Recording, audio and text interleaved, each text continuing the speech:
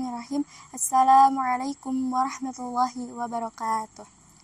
Innal hamdalillah nahmaduhu wa nasta'inuhu wa nastaghfiruh wa na'udzu billahi min syururi anfusina wa min sayyiati a'malina may yahdihillahu fala mudhillalah wa may yudlil fala hadiyalah. Asyhadu an la ilaha illallah wahdahu la syarikalah wa asyhadu anna Muhammadan abduhu wa rasuluh. Amma ba'd. Perkenalkan, nama saya Ayumita Rodatul Jannah dari kelas 10 Nusaibah ingin menyampaikan sebuah kultum yang berjudul Kemuliaan Al-Quran.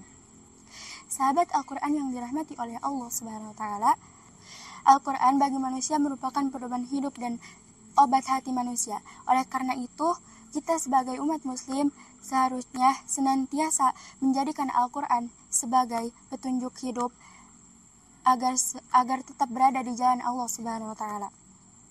Perlu kalian ketahui ada beberapa keutamaan dan keistimewaan Al-Quran yang harus kita ketahui. Yang pertama yaitu pahala yang berlipat.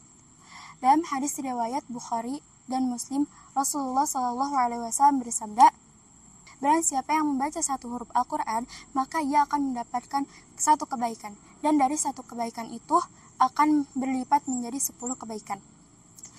Aku tidak mengatakan bahwa alif lam mim itu satu huruf, akan tetapi alif satu huruf, lam satu huruf, dan mim satu huruf. Yang kedua yaitu sebagai obat penyakit hati dan fisik. Dalam Quran surat Al-Isra ayat 82, Allah Subhanahu wa Ta'ala berfirman, yang artinya, dan kami menurunkan di dalam Al-Quran suatu yang menjadi obat penyakit manusia dan rahmat bagi orang-orang yang beriman. Yang ketiga yaitu rumah menjadi bercahaya. Dalam hadis riwayat At-Tirmidzi dijelaskan sesungguhnya setan tidak akan masuk ke rumah yang dibaca di dalamnya surat Al-Baqarah. Yang keempat yaitu membaca Al-Quran dalam kebaikan.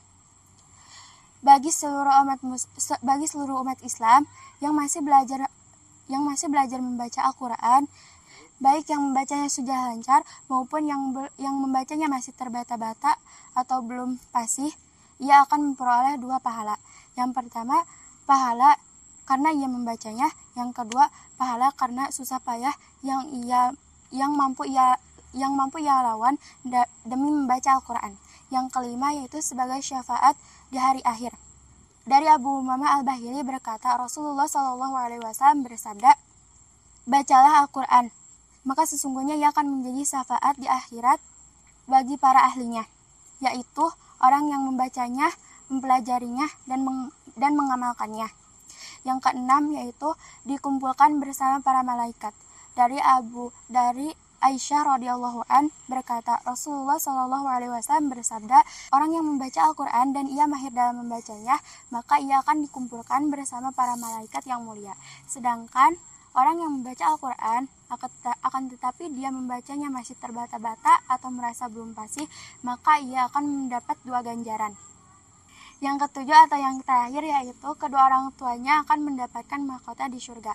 Dari Mu'adz bin Anas, Rasulullah SAW bersabda, barang siapa yang membaca Al-Quran dan ia mengamalkan yang ada dalam Al-Quran, maka Allah akan mengenakan kedua orang tuanya mahkota pada hari kiamat kelak, yang mana cahayanya lebih terang daripada cahaya matahari di dunia.